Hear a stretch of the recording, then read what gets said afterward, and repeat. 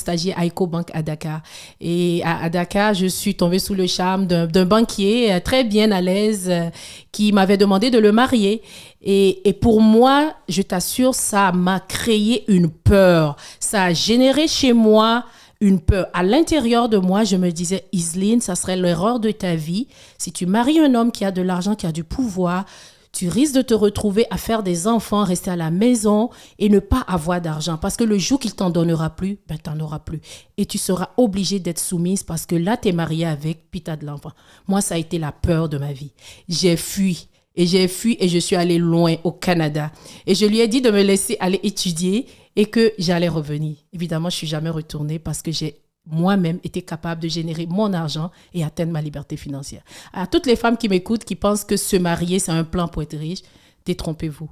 Le mariage n'est pas une garantie de liberté financière. Si vous voulez garantir votre liberté financière, venez apprendre à développer des entreprises, bâtir de l'argent, générer des revenus, apprendre à investir vos revenus en immobilier et vous allez être libre financièrement. Vous allez pouvoir choisir votre mari, pas juste parce qu'il est riche, mais parce que c'est ce que vous voulez. Et si vous ne voulez plus être dans ce mariage parce que vous n'êtes pas heureuse, parce que vous êtes malheureuse, vous n'allez pas rester juste pour l'argent. Vous allez quitter et être quand même capable de partir puis réussir votre vie.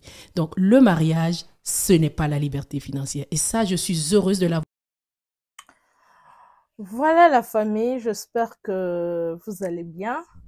Moi, Estrée Nathalie Bino, j'espère, moi, Estrée Nathalie Bino, vous comprendre. Puis, bah, on va comprendre.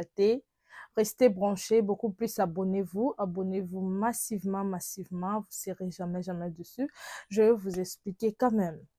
Notre sœur, elle a beaucoup travaillé dans sa vie à Simbarmo Bambongo Naye. Et na émission, on a sepé na partie on a kati yango. Parce qu'il y a beti li solo. Vu que azaki na ba projet à correction na vie avant on se marier, asimba mbongo, atonga, po asalisa tangisa bokola.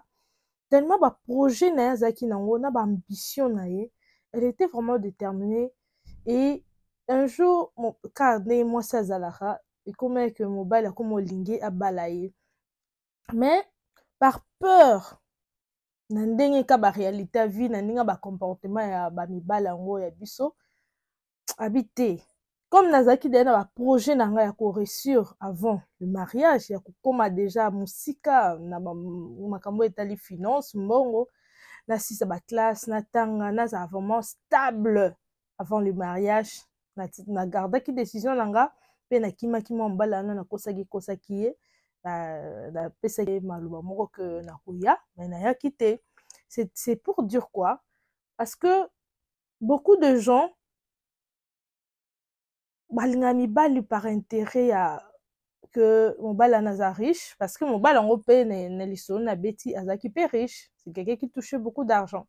Amoni que il touche l'argent nga so nake kobala na mobali oyo aza mpe riche esalaki baprojet na nga na makambo tuna bando sala na dépendre na ye.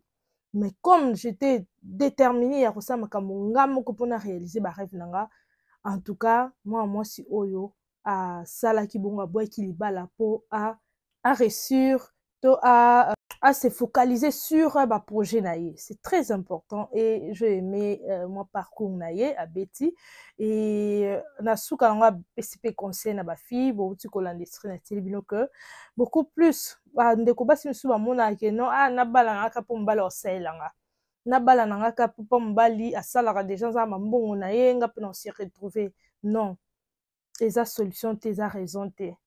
Parce que mobali so aza na mbongo ana pouvoir rebeller sur yo yango le prévane ozala soumise te okozala oblige ozala soumise na makambo nyonso ando oyebisa yo na oyo oza nango contre na oyo oza nango d'accord te okozala soumise parce que tu n'as rien à dire parce que ye moto asalelako nyonso alatisaka yo asalelako nyonso eza ye.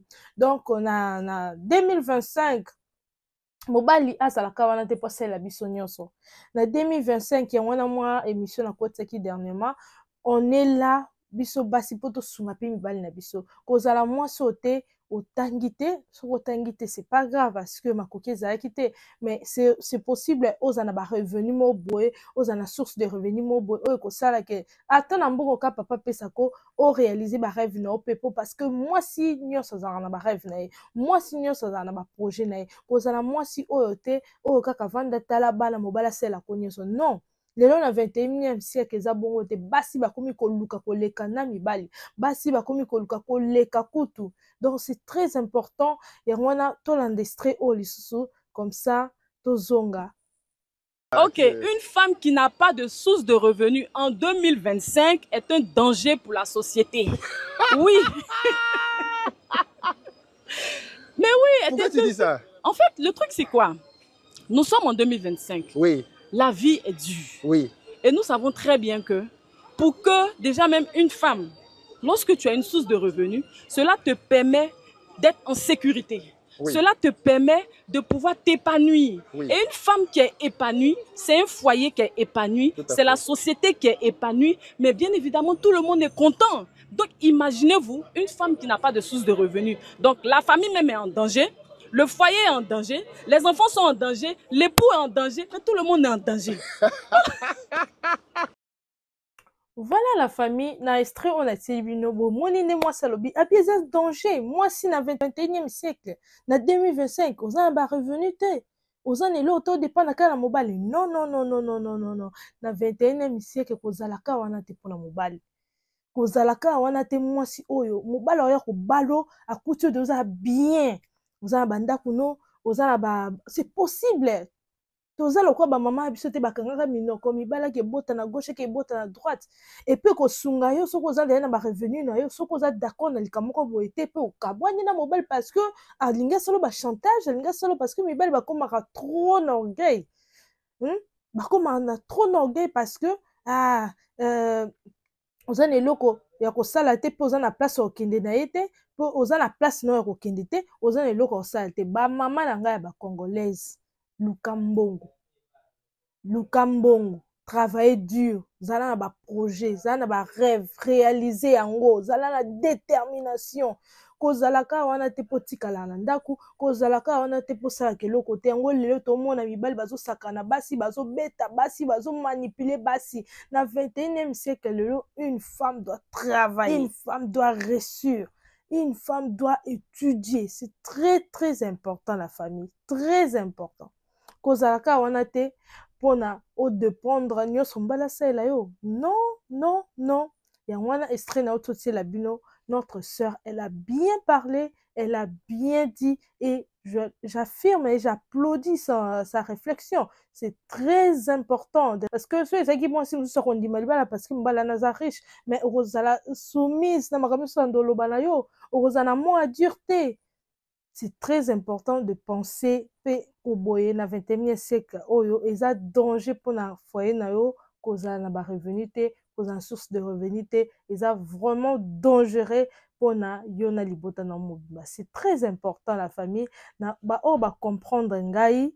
J'espère que moi message on a pesi bino ko motiver bino sala que bo évoluer ba bon se retrouver par terre liba le kabwani ukomi susko lela bo sunganga SOS gauche droite non zana ba revenu na yo épargner bombaka mbongo zana ba projet zana ba rêve zana ba ambition et ça là tout au réaliser ba rêve na yo et c'est très important au mobile tango ya pa na yo yana esengo nyonso ebike moi so na ko manipuler te ya kolingo na bolingo solo ya kosala mabe te bazo manipuler bango baosala bango mabe parce que ebele bayebi bavaleur na bango te bayebi oyo balingi te na vie nabi te ke osalela mobali de A à Z non nalobi yo oza na ba revenu na yo mpe mobali akuto nango mobali azala déjà stable akuti yo mpe na yo stable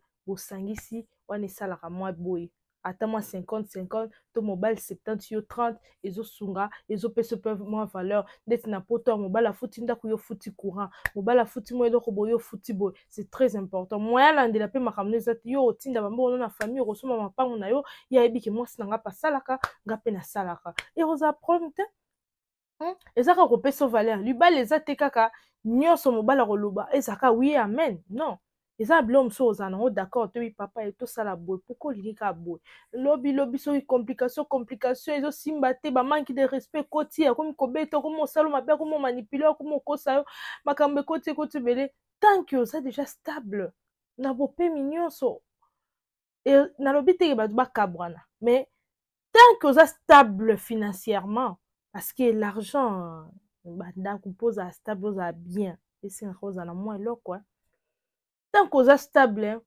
ata okei okozala bien ata okabwani ata mobali yango asali yo lolendo yango ndenge nini mais yo ozala bien parce que oza déjà stable oza na source de revenu na yo voilà. Mes éclaireurs, j'espère que vous comprenez le message dans le je vous aime tellement. Plein de bonnes choses à vous. Vous avez la source de revenus. Nabiso femme 2025, 21e siècle. Zala na ba revenu, zala na source de revenus na yo. Vous avez danger pour la liberté na route. Parce que demain, on ne sait jamais. Demain, on ne sait jamais. Courage à toutes les femmes qui vont subir manipulation parce qu'elles ont le côté, parce qu'elles ont un bon côté, parce qu'elles ont un place roquette. Courage à vous. Nous avons souhaité ma place wana pe bo reçu bozo leçon parce que belé kutana makambwana tant babima na ndimita permettre les sous ko kutana mobali pokaka ye azala maboko pamba bongo kutana mobali mais azala déjà bien formé pe azala toi azala stable financièrement, c'est très important. La famille. C'est la vôtre, MTK Love. Je vous aime tellement. Plein de bonnes choses à vous. Tout le monde a dit à la prochaine. Bisous. Bye bye.